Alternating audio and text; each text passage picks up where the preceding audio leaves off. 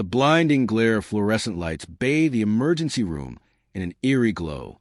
Monitors screamed in shrill tones. Nurses darted between machines, their faces tight with panic. "Doctor, he's crashing," a voice pierced through the chaos. The man on the gurney lay motionless, sweat soaking through his shirt. His belly, unnaturally swollen, grotesquely distended, heaved with each shallow breath, as though something inside was clawing for release.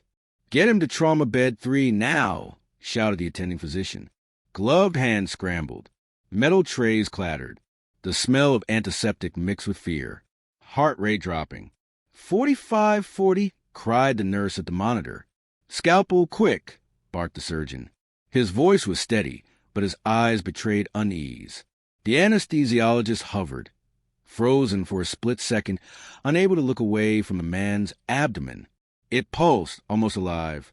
"Doctor," whispered a young intern, trembling, Is that thing moving?" The surgeon's jaw tightened. Sweat rolled down his temple. "I don't know," he muttered. "But if we wait, he's gone." Charged to 200. Clear. The man's body jolted violently under the defibrillator. The monitor beeped once, then flatlined. "No pulse," shouted the nurse. The room held its breath. The surgeon pressed his scalpel against the taut skin of the belly. For the briefest second, even his hands shook with one decisive slice. The man's abdomen burst open, and what spilled out made the entire room stagger back in horror. A nurse screamed. Another dropped her instruments. The anesthesiologist gasped, her face turning white, because what poured out wasn't just blood. It was something else. Something no one in that room had ever imagined could exist inside a living man. And as silence fell, one question hung in the air like a curse. What on earth had been growing inside his belly all this time?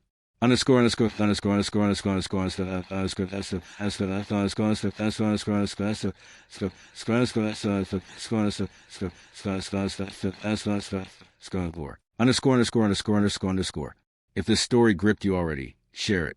Comment below with your thoughts, or even your silence. Tell us what stayed with you. And one click from you equals endless motivation for me. So please subscribe.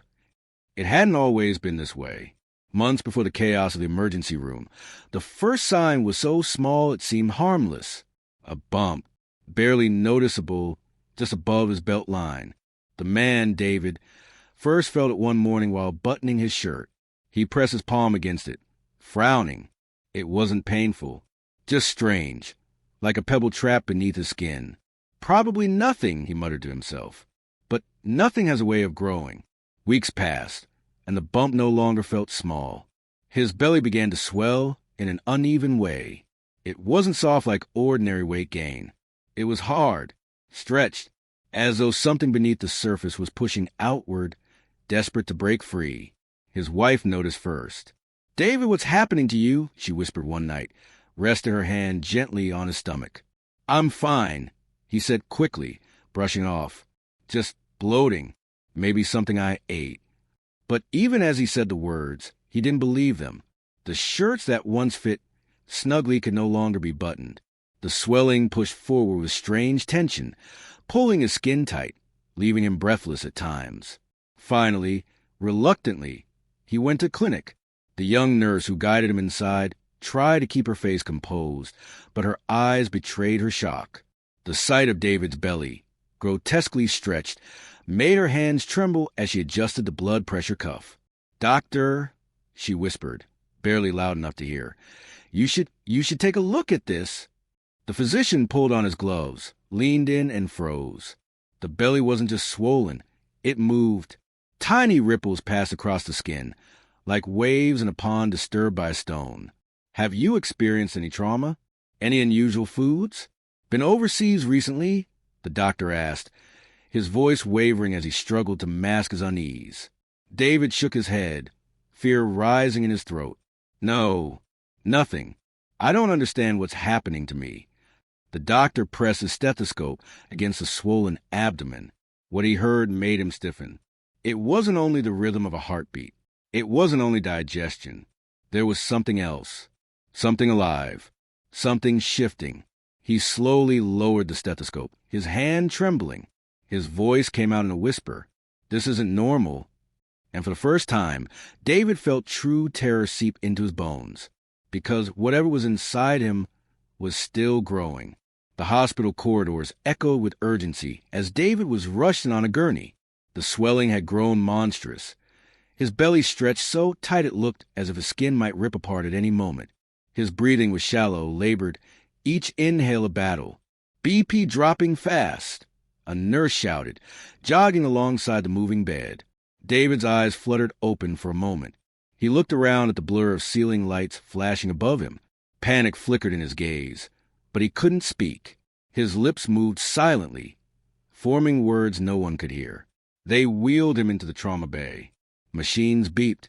Gloves snapped. The anesthesiologist leaned over him, her eyes wide. "Stay with me, David. Stay with me."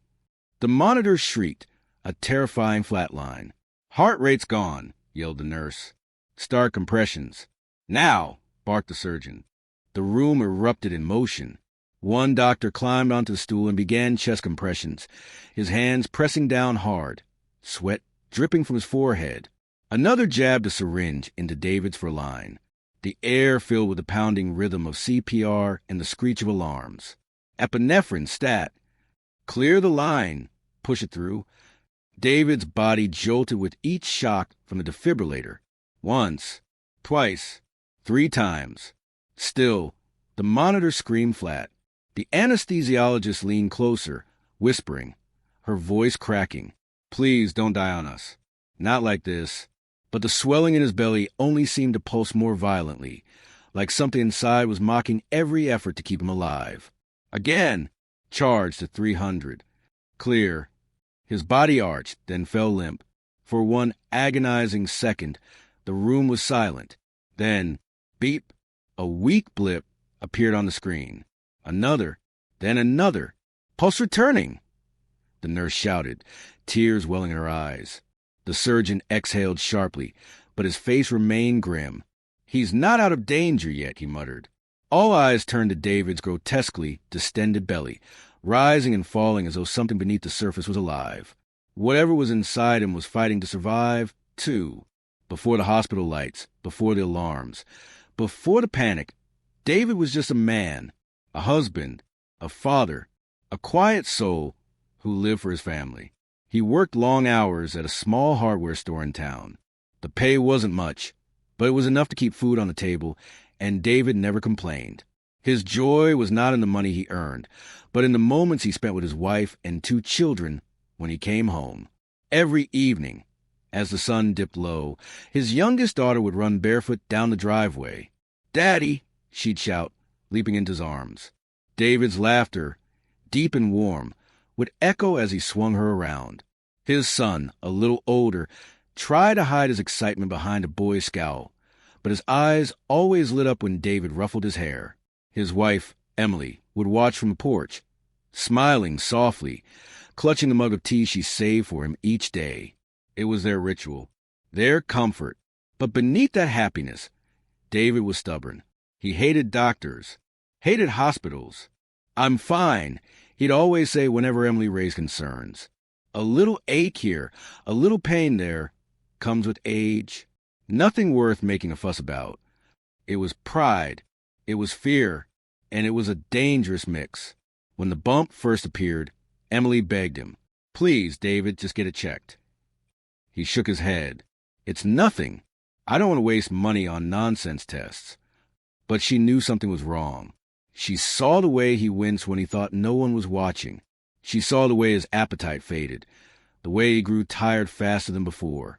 One night, after tucking the children into bed, Emily confronted him. "You can't hide this from them forever," she whispered, tears brimming in her eyes. "They need you. We need you." David kissed her forehead, forcing a smile. "I'll be fine." But in the quiet darkness of that night, as his wife slept beside him, David lay awake, one hand pressed against his belly.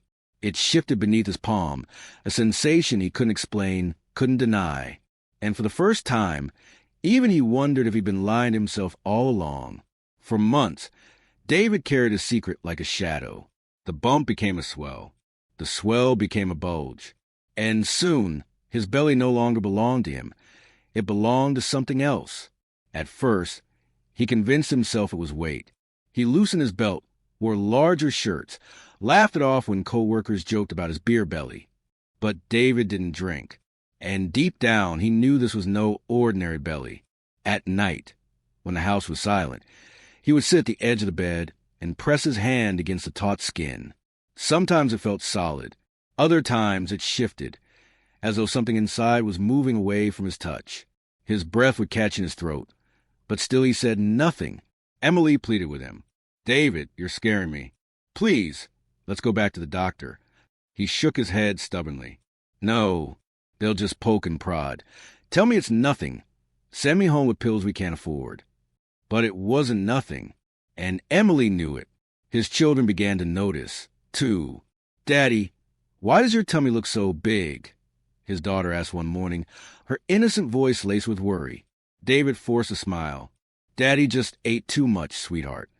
The lie cut him deeper than the swelling did. Weeks passed. His skin stretched so tightly that faint veins began to appear across the surface. He avoided mirrors, avoided people, even at work. He found excuses to stay behind the counter, where no one could see how grotesquely swollen he'd become. One evening, he doubled over in pain, clutching his belly as Emily rushed to his side. His face was pale, drenched in sweat. "That's it," she said firmly, her voice shaking but resolute. "We're going to the hospital. Tonight." But even then, David resisted. Fear had anchored him to his silence. He wasn't just afraid of what the doctors might find. He was afraid of what that truth would mean. For his family, for his children, for the future he might never get to see. So he waited and waited until the waiting nearly killed him. The operating room was a battlefield of sweat, urgency, and fear. David's body lay motionless under the blinding lights, his chest heaving faintly as machines kept him alive. His belly looked monstrous, stretched like a balloon about to burst. The surgical team exchanged uneasy glances. "Scalpel," the surgeon ordered. The metal blade glinted under the light as it touched his skin. With one slow, careful slice, the swollen abdomen parted. And then it happened. A sound, a sickening hiss, like air escaping a pressurized chamber. The incision widened and suddenly eruption. A thick, foul-smelling fluid gushed out, splattering across the sterile drapes. Nurses recoiled. One stumbled back, gagging into her mask. Another dropped a tray of instruments, the clang echoing through the tense room. But it wasn't just fluid. Something else slithered out. "God! What I asked that?" The anesthesiologist gasped, her eyes wide with horror. The surgeon's hands froze. His eyes locked on the writhing mass spilling from David's belly. At first, it looked like twisted ropes of flesh, slick and coiling.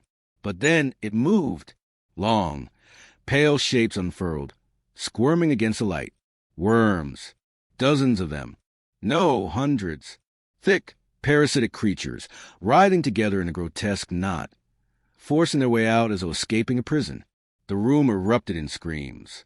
A nurse backed into the wall, covering her mouth, tears streaming from her eyes. Another clutched the counter to steady herself, whispering, "No, no, this isn't possible." The surgeon, a man hardened by decades of blood and tragedy, staggered back a step. Even he couldn't disguise the horror in his voice. "They've been feeding on him." The parasites writhed, slick and glistening, sliding off the surgical table and falling onto the floor with wet slaps. The sound was unbearable. The anesthesiologist gagged, ripping her mask down. How could something like this survive inside a man? David's heart monitor beeped wildly. His body convulsed as though in protest, his face tightening in agony even under sedation. "Clear them out. Suction, clamps, anything," the surgeon barked, his voice finally breaking into panic. Gloved hands darted in, trying to contain the writhing infestation, but there were too many. The room was chaos, filled with the stench of rot and the unbearable sound of life, where life should not exist. And as the last of the parasites oozed free, one thing became terrifyingly clear. David had been carrying this nightmare inside him for far longer than anyone dared imagine. The surgeon stood frozen.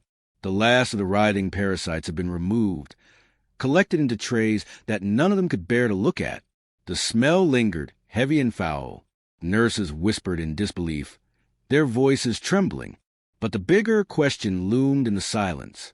How had they gotten there? The answer, as investigators would later piece together, lay in David's past. Months earlier, before the swelling began, David had fallen ill after a camping trip. He brushed it off as food poisoning. He remembered the stomach cramps, the nausea that kept him awake for nights. But when the pain subsided, he told no one. He needed to work, to provide for his family. What he didn't know was that during that trip, he'd eaten undercooked meat cooked over an open fire. The meal had been shared with friends, all laughing around the flames, never suspecting that inside that charred steak lurked invisible danger. Parasite larvae, microscopic intruders waiting for a host. And David's body became their home. At first, they were silent passengers, feeding, growing, multiplying. Slowly, quietly, they spread until his belly became their nest. The changes were subtle, but David noticed. He felt the twisting at night, the faint movements beneath his skin. But pride and fear chained his lips shut. How could he tell Emily? How could he tell his children that something was alive inside him? So he lied. He smiled. He endured. And when the bump became a swelling, he convinced himself it would pass, that his body would fight it, that he could carry this burden alone, the way he carried every other responsibility for his family. But the truth was merciless. The longer he ignored it, the stronger the invaders became. And by the time David finally stepped foot into that clinic, the parasites had already claimed him. He had hidden it for love. He had hidden it for pride. But in the end, he had nearly hidden it until his death. News travels fast, and news is grotesque, spreads like wildfire. By the next morning, the hospital was swarming. Reporters crowded the entrance, cameras flashing, microphones shoved into the faces of staff rushing to and from their shifts. Headlines screamed across newspapers and TV screens. Man found infested with parasites after stomach surgery. Hospital horror. Doctors stunned by what crawled out. The public wanted answers. How could this happen? Who was to blame? Inside the hospital boardroom, administrators sat pale and nervous. This can't leak further, one muttered, running a hand through his thinning hair. It's too late, another replied grimly. The story's already out. The staff who'd been inside the operating room were questioned relentlessly. Some refused to speak. Others broke down in tears, unable to describe the nightmare they'd witnessed. But it wasn't only the media. Soon, officials arrived. Health inspectors, investigators, even police officers, their presence heavy and cold in the sterile hallways. Was this negligence, they asked? Did the hospital fail to detect the infestation earlier? Could this have been prevented? Emily, David's wife, found herself at the center of the storm. Cameras followed her as she entered the hospital, shielding her children from the chaos. She wasn't thinking of blame or lawsuits or headlines. She was thinking only of her husband, unconscious, fighting for his life behind closed doors. But whispers spread quickly. Some blamed the hospital for not catching the infestation sooner. Others speculated wildly. Talk of conspiracies, experiments, cover-ups. Social media erupted with theories that ranged from tragic to outrageous. And amid it all, David lay silent. A man who had lived quietly, now unwillingly thrust into the glare of a world that saw him not as a father or husband, but as a headline. For the doctors, it was a nightmare too. Their faces appeared on the evening news, their names dragged into public debate. They had saved his life, yet were accused of failing him. The truth, however, was darker than blame. The truth was that this could happen to anyone, and that thought terrified the world far more than the parasites themselves. The ICU was quiet. The chaos of the operating room was gone, replaced by the steady hum of machines and the soft beep of monitors.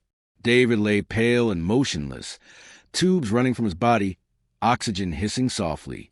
His chest rose and fell faintly, each breath like a fragile promise. Emily sat at his side, clutching his hand. Her knuckles were white, her eyes swollen from sleepless nights. The children weren't allowed inside, but they had drawn pictures, crayon hearts and stick figures, that she taped to the wall near his bed. For 2 days, David hovered at the edge. His body was weak, ravaged by months of infestation, poisoned by the parasites that had fed on him. Doctors whispered in the hallways, some doubtful he would pull through. And then, on the 3rd morning, his fingers moved. Emily gasped, leaning forward. "David, can you hear me?" His eyelids fluttered. Slowly, painfully, his eyes opened. They were glassy, searching but alive. Alive. The nurse hurried in, her voice breaking with relief. "Doctor, he's responding." Within hours, word spread to the hospital. The man who should have died had survived. Doctors who had stood frozen in horror now stood in awe. They had seen patients lost to far less, yet somehow David clung on. His recovery was agonizingly slow. Each breath a battle, each step days away. But the human body, once freed from its invaders, began to fight back with a vengeance. Emily wept as he squeezed her hand, weak but steady. "You're here," she whispered through tears. "You're really here." For the doctors, it was nothing short of a medical miracle. One surgeon shook his head in disbelief. "I've never seen anything like it," he admitted softly. By all logic, he shouldn't have survived. But he did. In the quiet of that hospital room, it wasn't medicine alone that pulled David back. It was love, his family's voices, his children's laughter echoing in his mind, the promise of more evenings on the porch, more embraces at the driveway, more life to live. Against all odds, David had survived the unimaginable. Weeks passed. David's strength returned little by little. The hollow look in his eyes was replaced by the warmth of a father's smile. He was thinner, weaker, but he was alive. And to his family, that was everything. He could finally hold his children again. Emily would catch him staring at them sometimes, tears brimming, as if he couldn't believe he'd been given this second chance. The hospital discharged him quietly, away from the cameras and the chaos. He didn't want the world's pity or its spotlight. He wanted normalcy, meals at the dinner table, laughter in the living room, the simple rhythm of life that parasites had almost stolen. For the doctors, his survival was a medical anomaly. They would tell his story for years, not as a cautionary tale, but as a testament to the will to live. And for David, the lesson was clear. Life is fragile. Every moment matters. The little things, holding hands, sharing a smile, breathing deeply, are the very things that keep us alive. So now, dear listener, I ask you, is there something in your life you've been carrying for years, silently? A fear, a regret, an unforgiven wound? Maybe this is your sign to let it go, to fight for your healing, to embrace the life you still have. David's story is not just about survival. It's about transformation, about choosing to live fully, no matter what try to consume you. And if his story has touched you, if you believe in resilience, redemption, and the strength of the human spirit, don't forget to like, subscribe, and follow this channel for more stories just like this. Because sometimes the story can save a life.